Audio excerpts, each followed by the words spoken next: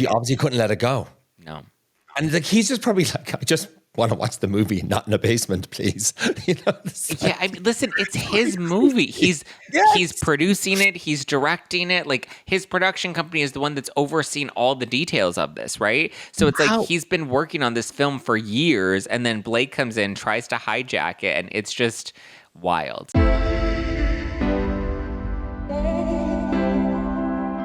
Hi, everyone. Welcome to another episode of Don't Let It Stu. I have one of my favorite guests here. Zack Peter is back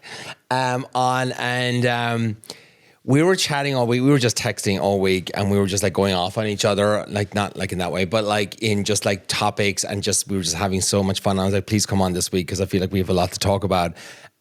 With the fires, Blake Lively, he's just blowing it out of the water with he's the new TMZ. Welcome, Zack. Am I? Hi. I think you are. I think you're the new modern TMZ. Like all your reels are hitting like over 1 million now. So everybody go follow him. No filter with Zack. Yeah. On Instagram. Yes. He is like the go-to person. They'll probably do, or they definitely will do a special, and you'll be in the hot seat and you'll be like interviewing like the Housewives. I mean, I would hope so. Hulu, Netflix, whoever wants to, Netflix is the one that did the Hurrdat v. Depp one. So I'm here. I'm around. Hit me have up. they used clips of you already? They have in like some articles. I feel like they have, no?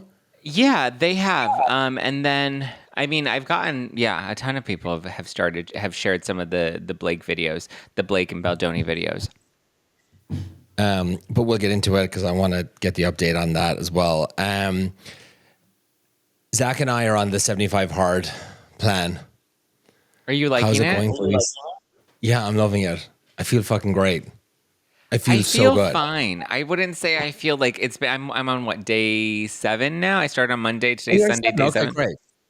So I mean, I feel fine. I feel like I thought that like my skin was gonna start to look amazing. I thought like I was gonna like not be puffy when I wake up in the morning. I thought like so many, and so far like I don't know. I'm not like jazzed by the results, but I feel fine. You give it like 2 weeks. I'm telling you, your skin is just I'm waiting. It's probably getting rid of all like the toxins, all the shit. The 2 workouts are amazing. Like I've never worked out like an hour and a half every day. I've never done that, and I've been doing it every day. And there is a difference. Like I just feel happier. I feel better. Yeah. I'm drinking like the non-alcoholic beers when I go out. It's fine. Boring. Waste of calories. True, but it just gives me the taste where I feel like I'm not missing anything. And I just get like a soda water. I squeeze some lemon in it. Try to make it feel exciting. That's probably better. Yeah, it makes you feel like a vodka soda. Or maybe you can just get like a little gummy or half a gummy and go out with your friends. And maybe I'll try that maybe one night. That's what I've been doing. That's what I've been doing. It's just a gummy. Yeah. Yeah. Okay. I must try that. A good time. It definitely makes you just a little looser and a little more. Yeah. Okay. I need to try that then. This is actually just for you because we talked about it weeks and weeks and weeks ago. I was at a restaurant the other night. I was at Drake's, and I was like, "Oh, do you have non-alcoholic beer?" And she's like, "No, but can I offer you a mocktail?" I said, "Absolutely fucking not." No. I don't get the mocktail craze. You will never see me succumb to a mocktail. I'm not going to pay $18 for, lemonade. But if it was $8 or $9, I would do one. I would try one, like whatever, just for something different. Even but I'm not then, spending that's a stretch. It's just I can't. I like places that, and she said we don't have any beers, which is fucking dumb. Like have one beer for people, and it's like a nice restaurant, Yeah. So yeah, she offered. They're becoming so popular that that's dumb that they don't have it. I spoke to my dad the other day, and I was telling him, I'm like, look, I've given up the booze for 75 days, whatever. I feel great.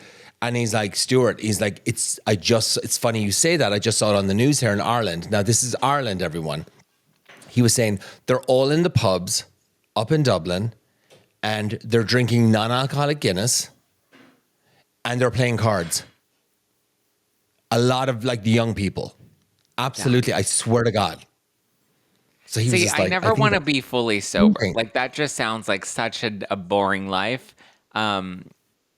that I don't think I would want to commit to that entirely. Like, I love a Yeah. cocktail. Like, I love a good social. No, Let's me have some too. drinks. Let's have some fun. And let's just Yeah, like I let love it. loose, you know? Me too. I don't want to go to a bar and drink a non-alcoholic Guinness and play cards. Like, that just to You me are sounds a really good, little though. boring. No, I don't want to pay. I don't want to play cards at a fucking. What do you club do when you or go out? bar. Do you even go out to bars anymore? No, I haven't been. Like, we went to 33 Taps because my friend wanted to watch the Ravens and Steelers game, so I went for like an hour. But it's nice. I drove down. I didn't have to get an Uber. I can just get in my car and drive home. Like, something about it. I don't know. I'm liking it so far.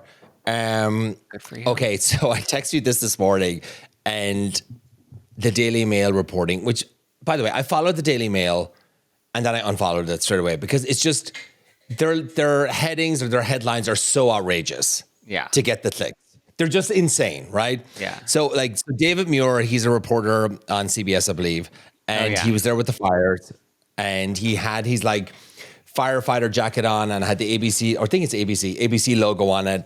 And I guess he turns to show the audience like behind him, like the fires or whatever was going on. And he had these clothes pegs on the back of his jacket just to make it visually look better on camera. That's it. I've done the same. I shot a show for Food Network.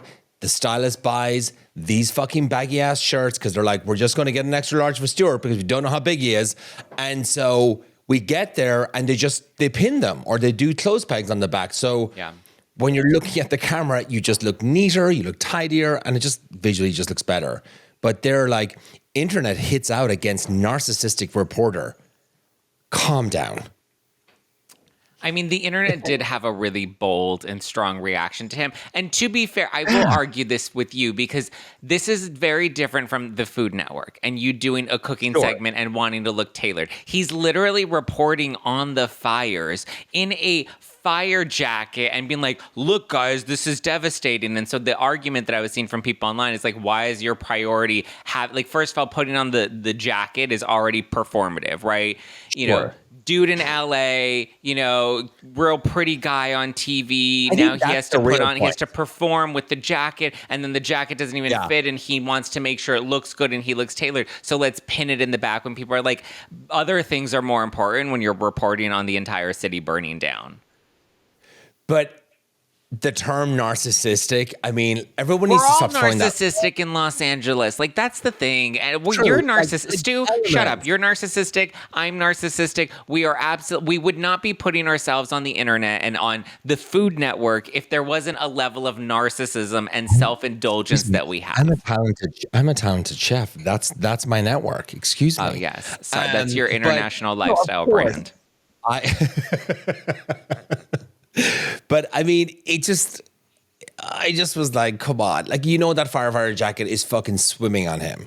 I'd be like, pin that shit. I mean, my thing is like, don't even fucking wear it. Like, my thing is like, he didn't even need to wear it. Like, just don't even wear it. It was dumb. I mean, the internet loves to get outraged about every little thing, which is so annoying. But I'm just like, a fire helmet. Like, could you imagine?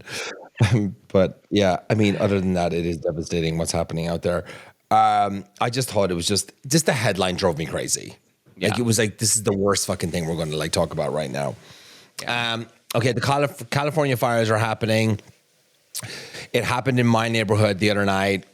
People were freaking out. I was up at work, and a fire started in Runyon Canyon, and we could see it from the window from the house I worked at. So everybody dropped everything.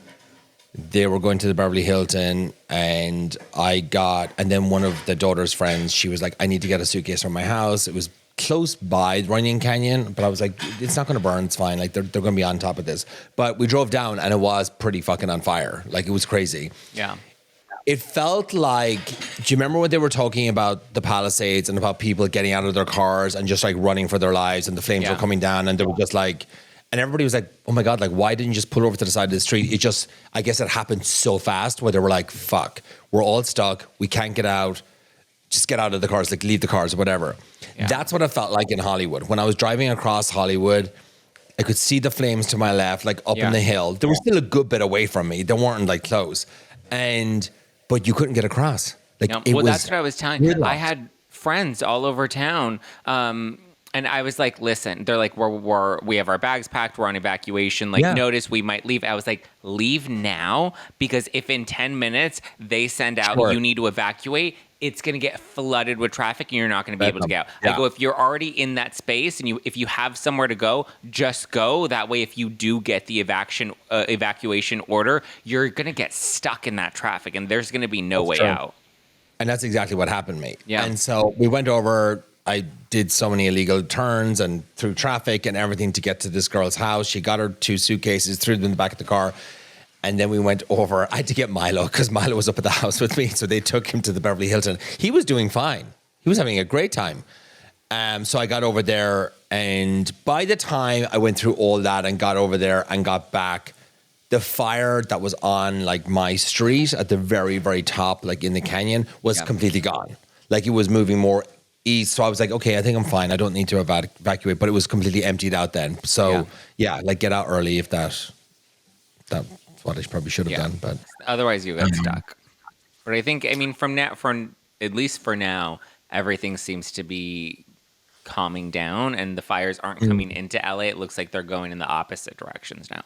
Oh, it is right now. I saw Josh Flagg was on, I think he was on Fox Business, and I was watching a clip of it today. He was really good, actually. He was just really just describing like how he thinks all these people are going to be after this. Like, you know, he was talking about like, you know, people in their 80s, like they're not going to want to go through that. They're not going to want to rebuild. They're not going to want to wait and go through all the permits. Now, I saw Newsom, he posted something this morning saying like all that red tape is just going to be gone for the permits and all that kind of stuff. They're just going to like let them through, let them build as fast as they possibly can. So that might help them, but I don't think that's realistic, and that's not going to happen. They can't remove the red tape because if they remove all the red tape, like it's a nice thing for him to say, but it's like he says a lot of things, and they're half of the time coming out of his ass. But like, if you think about it, if we were already in this risk zone and these houses caught fire to the point where they burned to the ground, we have to have extra precautions in place to make sure that the houses are fire protected. I know that's a new thing, is like making sure new houses are fire protected and there are retardants in place that can combat fires. I know that's where the new thing. Yeah. So I would imagine it's probably going to be more difficult or more expensive to rebuild. Yeah. Because then you have to make sure you have other additional precautions in place. I see staying with that with Heidi and Spencer. Mm-hmm. I mean, this is really. I think they're going to be the stars out of all this. Honestly, the both of them like hit over 1 million on their TikToks, and they're quite entertaining. Like listening to them, and they're just. I never really kind of got into Heidi and Spencer. Like I remember them like years and years ago with the Hills, right? Mm. And they used to kind of like annoy me. I was just like, no, I'm not following them, like whatever. But now, like they're just more realistic now. Yeah. And they're living their lives and they're hustling. And just the hustle with the Spotify is amazing. Listen, I've always loved Spencer and Heidi. I've had Heidi on my show. I always loved Spencer. And it's unfortunate. I love that people are really appreciating them right now. I think he's a very reasonable voice in all of this. I think that their position is valid. They lost a home. They watched it all burn down in front of them. They watched it on their Ring footage. They were documenting everything as it was unfolding on his Snapchat stories. So I think there's a lot of validity to what he's saying about the fires, and I just think the people really want to rally around them because they're not your traditional talent in Hollywood, right? Where I feel like that's a lot of the criticism is of these celebrities that are losing their homes, and people are like, we don't care. But with Spencer and Heidi, there's this relatability because they are so like, they became nouveau riche, right? New money, new rich money. And they talk about that. Like they talk about their struggle after the Hills and how they lost all their money. And then they worked so hard to build everything that they have. And they were in this place of rebuilding everything that they had. And now they've lost everything. And they made a really good point of like, we look at these people in the Palisades and think that they're all wealthy and they have money. But like the reality is the reason they're in the Palisades and not closer into LA is because it's cheaper when you go further out of LA. Yes, these are big, extravagant homes. And yes, these are people with money, but these are still working class people. These aren't people with mansions in Beverly Hills. They moved out into the canyons because they didn't want to be in LA, but like they're people that worked hard for these houses. They worked, they're still working class. And not only did they lose their homes, but their schools, their communities, all their local shops, like everything is completely gone. And some of them don't have the luxury of being able to rebuild. Some of them still had mortgages that they're still going to have to pay after this. That's what people don't realize. People have mortgages, and if you lose your home, that doesn't mean that mortgage just goes away. It goes away, exactly. Like, do you sell the plot of land, pay off the mortgage, and then just relocate somewhere else? And then you have nothing. And the investment into the house was worth nothing. Because all you're really doing is breaking even to pay off your mortgage to get the land. Like, people that are going to come in and buy these lands are going to be getting them in at a deal because so many people are going to be willing to just sell it because they don't want to have to deal with the mortgage or any of the insurance drama that's going to come from that. I know what's going to happen. It's going to take, I know.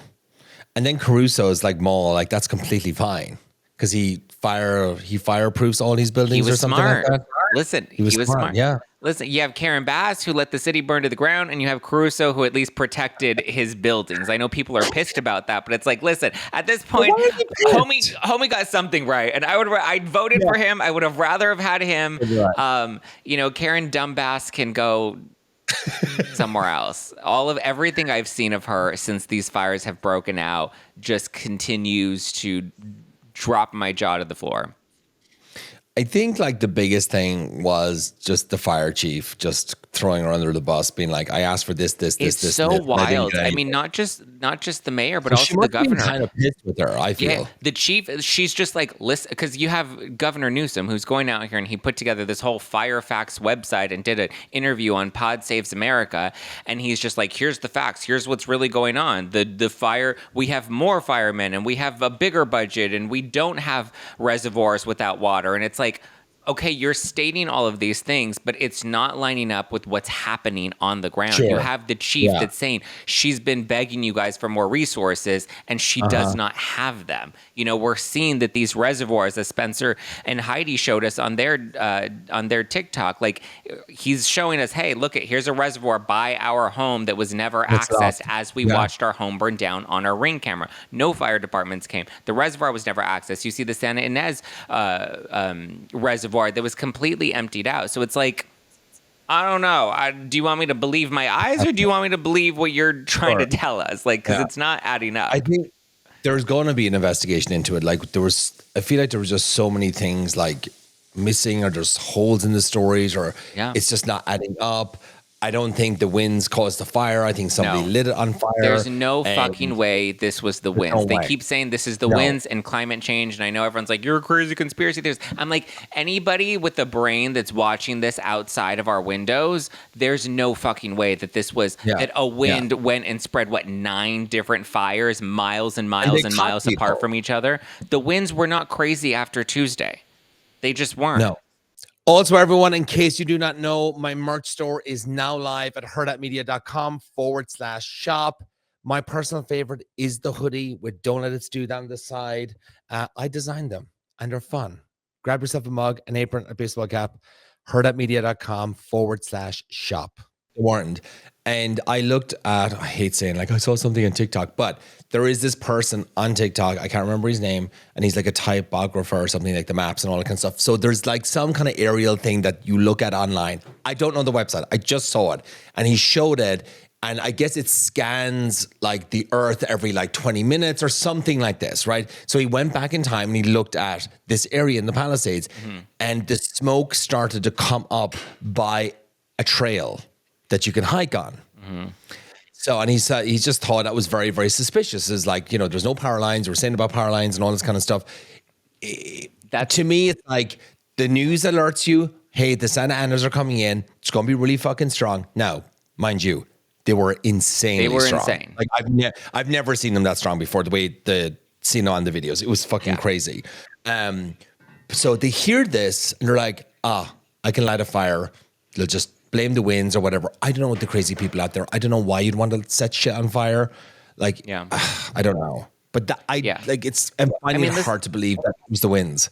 No, I mean, Spencer Pratt was like, and he was showing this all on as he's documenting it because he didn't expect his house to burn down when he's filming this all on Snapchat. Of like, look, No. oh, there's the fire, and you can see, and when you go back and look at the footage that he was posting, you can see that this was started up in a non-residential area. He's like, there's no power lines around there because the theory was it was power lines that did this, right? And then you can see that there are no power lines above ground, and then people are like, oh, well, you don't see the power lines above ground because they're underground. And so I'm like, okay, ding dong. Then if they're underground, how did the wind knock them down to set them on fire and spread? Like did it hurt when you fell out of the coconut tree? Like, what are you talking about? You know, but there are all these Barbaras from Minnesota that suddenly think that they're fire science experts on Instagram. And they're just like, you don't know how the wind works. And I'm like, bitch, I know how the wind works, but I'm telling you, there's no fucking wind. Like, what are you talking about? It's wild. And like, the Hollywood one was definitely started. Like someone was up in Runyon Canyon when there they were closed no the gates winds when the Hollywood started. Yeah, it was just so bizarre. I was like cooking food. I looked out the window. I'm like, why is there fucking smoke? Like just like a half a mile away. Yeah, it's like so. It went to the Palisades, and the winds. I agree. The winds were definitely what blew up the Palisades. However, then you get Eaton, which is 35 miles away. There's no way the winds took it from the Palisades all the way to Eaton and set a whole other fire over there. And then the winds start to die down, and next thing you know, what Hollywood Hills is on fire, and then Studio City's on fire, and then the most recent is Calabasas. Like these are all miles and miles apart, and there have been no crazy winds since then. Yeah, I think they're starting up tonight. Yeah, they said that the winds are probably going to be coming back. God, so we'll have to wait and see. But it's crazy. I'm going to Miami. I'm going to Miami tomorrow for the week. We're getting out of Dodge. I'm just like, this is going for the week. I got a phone call yesterday. Do you want to go? I'm like, yep, yes, I do. So I'm going to go down there to get out of here. Okay, I want to talk to you about this. I haven't spoken about it yet. Meghan Markle has a new cooking show on Netflix. I don't know when it comes out. Is it out already? I don't know. And they're saying like this is the last shot at Netflix for them because everything else was cancelled or it's not coming back for season 2. Did you see the trailer for that? I did. Let's see. When does the show? Netflix. Just looking it up right now. You think I would know? But guys, there's just something. Yeah, it's called In Love with Meghan. No, it's not In Love. Is it? It's With Love, Meghan. Is it With Love, Meghan? No. Oh, With Love, Meghan. Yes. Oh, January 15th. Okay, so it airs this week. There's this week. Can't wait. I saw the trailer. She's like, hey guys, come and pick carrots with me in my backyard, in my rented home. Fuck off. Like, no. Like, there's just no way. And it's like, first of all, no one cares because it's not believable. Look, it's not believable. It's not attainable. I want to believe it. She's not this chef or cook and stuff. Look, it drives me crazy that these people get these shows and it's like, I'm dying for my own cooking show and like to do like a brunch Sunday funday type cooking show, you know, and it's hard to sell shows. And then you have these people that just like get it because of, you know, she married up and it's like, she's not cooking at home for fucking Harry. No, she's not cooking at home. She's not going in the backyard and picking her own carrots and bringing them in and chopping them up for dinner with her and Harry. Like that's just not realistically happening. I would be shocked if they don't have a chef. And it's just like, to me, it's so silly. And she's like, come with me and my Hollywood friends as we cook in this giant Montecito rental that I have here. That's not my real home, but I'm taking you in my home with Meghan. Like, it's all so out of touch. Like nobody wants this type of content anymore. Like this content was maybe, you know, a hit back in like 2016, 2017 when like in a garden. Yeah. Yeah. You know, I mean, Kate Hudson used to do it, Jessica Alba did, where they built these, like, they were celebrities and they built this clean lifestyle and clean beauty and clean cooking and all of that sort of stuff. And, like, that era's gone. Like, nobody's interested in a new goop.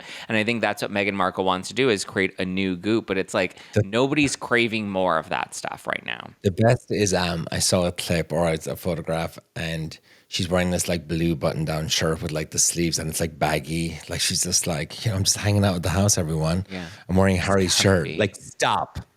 Like, I'd rather you in like just like a tight bra and looking sexy or something. Like, Just stop trying to sell us that like you're just kind of like nonchalant. We're like, just like you. Sauntering around the house. Like, stop. It's just. I need to see what she's going to make though in these episodes. So I will be watching it for food. It looks like it's beautifully shot though. I will say that. I mean, I'm sure it is beautifully shot, but that doesn't mean anybody's interested in like realistically watching this. Like, I don't even need to see a single episode just to even see if it's any good. Like, I just don't get. Like, here's the thing with Martha Stewart. Even Martha Stewart, when she was at her high, knew how to. Even though she had this image of perfection, she knew how to talk to you and relate to you in a way that made you feel like it was accessible. She's like, here's how to decorate for Easter. Here's what to do. You may need 500 different things, and it may not be realistic, but at least I can make you feel like it's something you can do at home. And she would inspire people and give people ideas. Meghan Markle's not. There's nothing relatable or interesting about her. The Martha Stewart thing where she would do things to make it like relatable. So you do it at home. There was one thing she used to have. She used to like tell you how to iron your bed sheets. And she had one of those fucking hotel like rollers that you like roll the sheets through, like in her basement. I'm like, no one has that. Yeah, no. But I love watching you do it. Yeah. It's just, I remember Martha seeing Stewart that. was aspirational, and Meghan Markle's not. Well, especially because she keeps trying to be like, I'm relatable, and we just want to live a humble life here in Montecito. And you can't sell a television show to Netflix and then expect you to have a private life. Like, come on. When was it that like she kind of was? When did it like? I'm trying to think. When was it like that we all kind of like didn't like her? What was the thing that... It's when they left the royal family. It was when and everybody's like blaming her. She was like, and she's controlling him. They left the royal family. They trashed on the royal family. They then said that they were escaping the royal family to have a private life in Hollywood. Like... The Oprah interview made the family look really and then bad. they called the royal family racist. Like, that's when everybody really started to be like, wait a minute. Like, some people were still stuck in the coconut tree and they were like, oh, we're buying all of the, like, Meghan Markle. Yeah. Which, I mean, come on. Like, she is just ridiculous. She wanted to take him down and I think he just blew back in her face, to be honest. I really do. It really did. Just like Blake Lively. Which happens to be the next topic. I watched one of your reels today because I just was like, I need to watch one of your latest reels to see where we are, because there's just so much information about this. And did you come up with this connection thing with the Deadpool thing, or was it kind of like... No, his attorneys referenced it in... no, really? So Brian Friedman was on Megyn Kelly's show, and it's actually a really good interview. I know a lot of people have mixed feelings about Megyn Kelly, but I thought I thought the interview was done really well because she brought up a lot of like pro Blake points, which I think if you're going to interview his attorney, you need to also kind of make sure you're tackling it from both sides and not making it seem like you're just supporting Justin's side. But I thought she made a lot of really strong pro Blake points in that interview. But in it, he talks about how Ryan Reynolds was trolling him in the new Deadpool movie. And then I saw some other people like kind of tweeting about it too. And I was like, okay, let me see if I can dig up all of these clips and find out if Ryan Reynolds really did troll Justin Baldoni in the film. And it looks like he was blatantly trying to troll him. Yeah, go watch that reel on Zach's Instagram. It's insane because you're like, okay, maybe not that one. Okay, well, let's watch this one. Now, if that wasn't obvious enough, let's watch this one. And it just keeps getting like more obvious as it goes on. He plays you linked it really good. Yeah, so Ryan Reynolds in the new Deadpool film plays this character called Nice Pool. And in it, he comes out and he's immediately rocking a man bun, which Justin Baldoni notoriously previously rocked before he cut his hair off and donated it. And so he's rocking a man bun and he's like, I'm Nice Pool. And then he makes a comment about about Lady Pool and about her body, about how she just had a baby and she bounced right back and she looks great. And so people are like, man bun, And then he's making comments about a woman's body losing weight super fast, or losing the weight super fast after giving birth, which people think, oh, maybe in relation to Blake Lively, who came on the set of It Ends With Us. And then he supposedly, allegedly fat shamed her for not being thin enough after having a baby. And then Hugh Jackman, I think, says, oh, we're not allowed to say that. And he's like, it's okay. I identify as a feminist, so I'm allowed to say that. And so we're like, oh, Justin Baldoni also identifies as a feminist. And then he talks about having a podcast that, you know, dismantles toxic masculinity, or that he said rides the coats off of the women's movement. And we know Justin Baldoni has his Man Enough podcast to end toxic masculinity. And then there's a scene where Nice Pool references, he's like, where's the intimacy coordinator? Which also in relation to allegations that Blake Lively made. Yep. And then they see that Nice Pool ends up getting killed by is it Lady Pool or a different character? But they end up whacking Nice Pool, and he ends up getting killed in front of a flower shop, which if anybody's watched It Ends With Us, the movie surrounds a flower shop that Lily owns. Yeah. It's insane, but like timeline. So obviously Deadpool came out. Yeah. Which came out first? Deadpool came out and then it starts. No, they came out at the same time, because remember Blake and Ryan, they were trying to make it like, they were trying to say that it was going to be the next Barbenheimer, you know, where Barbie and Oppenheimer, people would watch them together. So they were trying to make it where It Ends With Us and Deadpool were both watched together. So it came out around the same time. I believe Deadpool was in production longer than It Ends With Us, but they were in production simultaneously. So, I mean, talk about being bothered. But my thing is, if the allegations that Blake makes against Justin Baldoni were so serious to the level that they were, that we need to have this sexual harassment lawsuit against Baldoni, then why are we making fun of it? And why are we making fun of him in this film? If she really was so traumatized. If your wife is traumatized, you're not going to then poke fun at the person that traumatized her, right? Like, that just doesn't make sense. No, it's not. It makes them look really bad. I mean, I think this the end of us. Their reputation is done, or at least Blake's is. It is. And she's bringing down Ryan with her. I really don't think she expected the audience to turn on her the way that they have. But like, it was such a dumb move, because there are so many things. Here's the thing. The Nice Pool bit, nobody would have ever known could have been about Justin Baldoni had they not done this.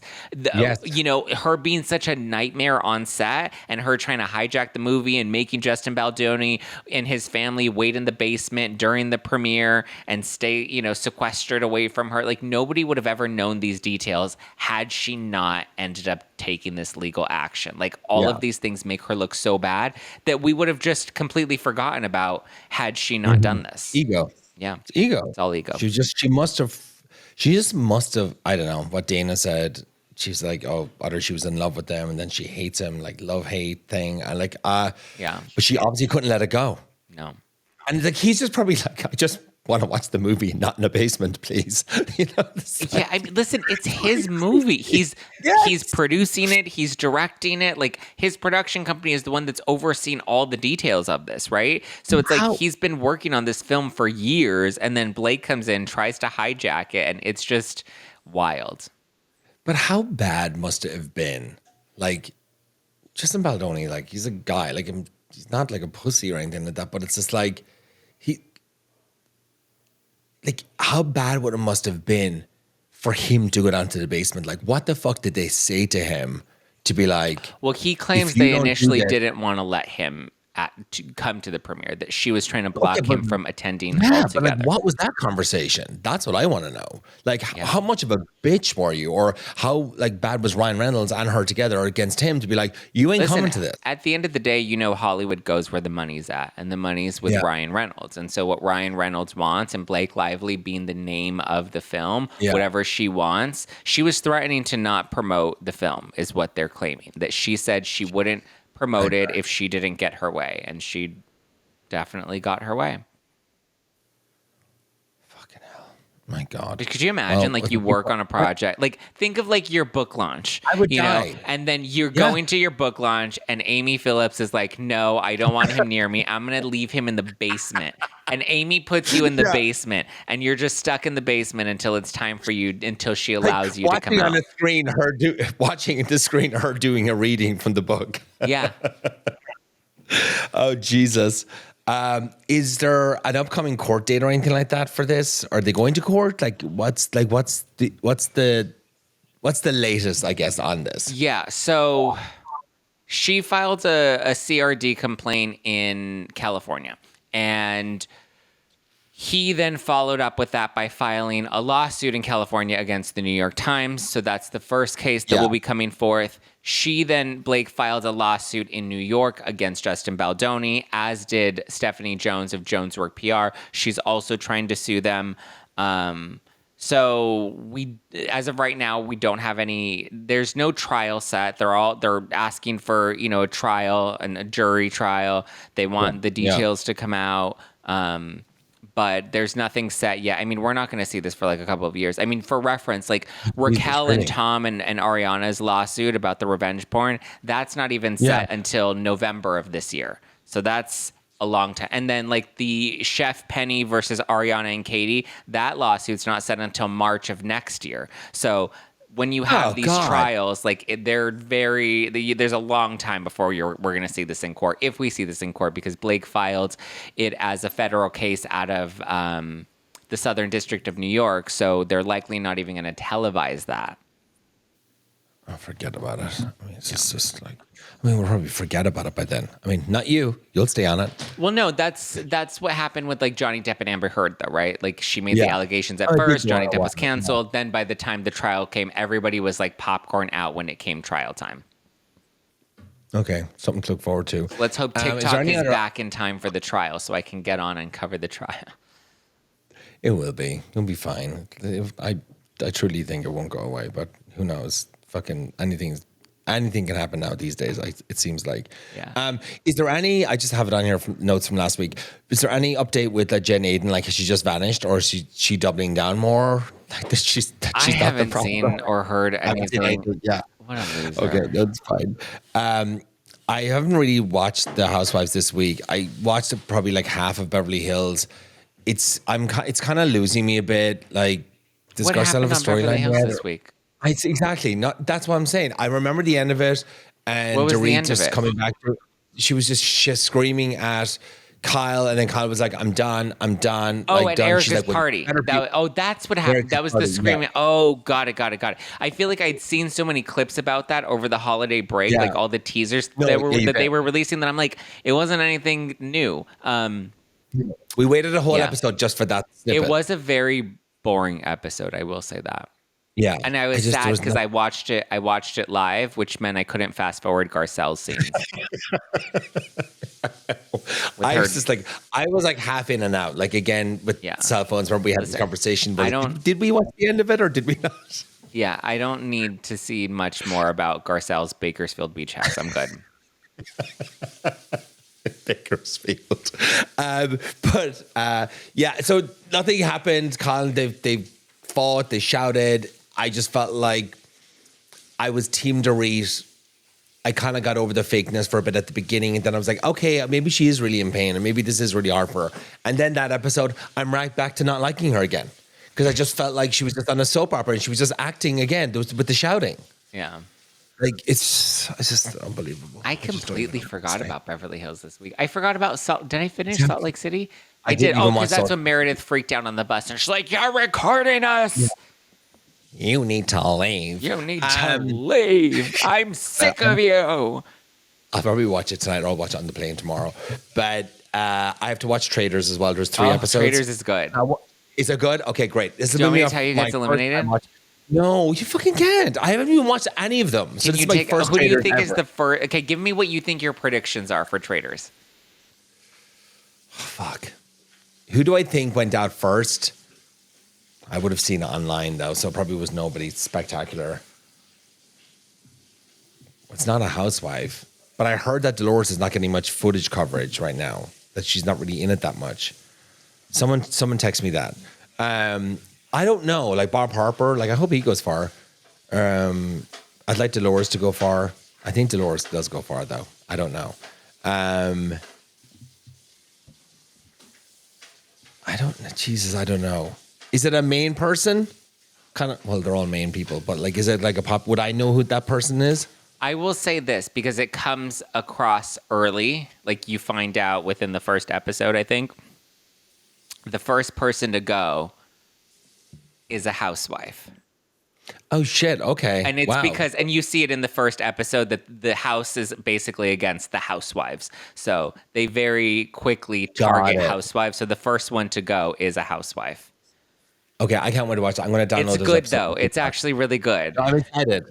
I'm excited to watch it. I really am, because I've never watched it before. You'll see whether or not Dolores does have a long time or not. Oh, Jesus. Anyway, all right. But it's Zack good. Peter, and Tom Sandoval, you'll find him surprisingly likable. Oh, okay, great. There's not a lot of Tom in it, but yeah, it's not like the traitors are all or everyone in the house is against Tom because of the Ariana scandal. Like it's nice to see Tom Sandoval come into it and just kind of be some dude from a reality show versus Scandival, whatever. Oh, okay, cool. Peter, Jesus. Zach, tell everybody where they can find you. And then we're going to get out of here. I'm going to enjoy my Sunday. Yeah, all over the internet. Zack Peter. I have a podcast called No Filter with Zack Peter that you can tune into. I have another show called The Pop Report that releases twice a week. So tune in. 9 a.m. every day, right? Yes. On YouTube? Monday through Friday mornings on YouTube and available on all podcast platforms. No Filter with Zack Peter. Tune in. It's a good time. Follow me on socials. People like me and others hate me, and it's fun. Follow his reels; they're just popping off right now. He's popping off. You want to follow him now before he explodes. And when you have exploded out. Thanks so much, Zach, and everyone have a great Monday. Bye.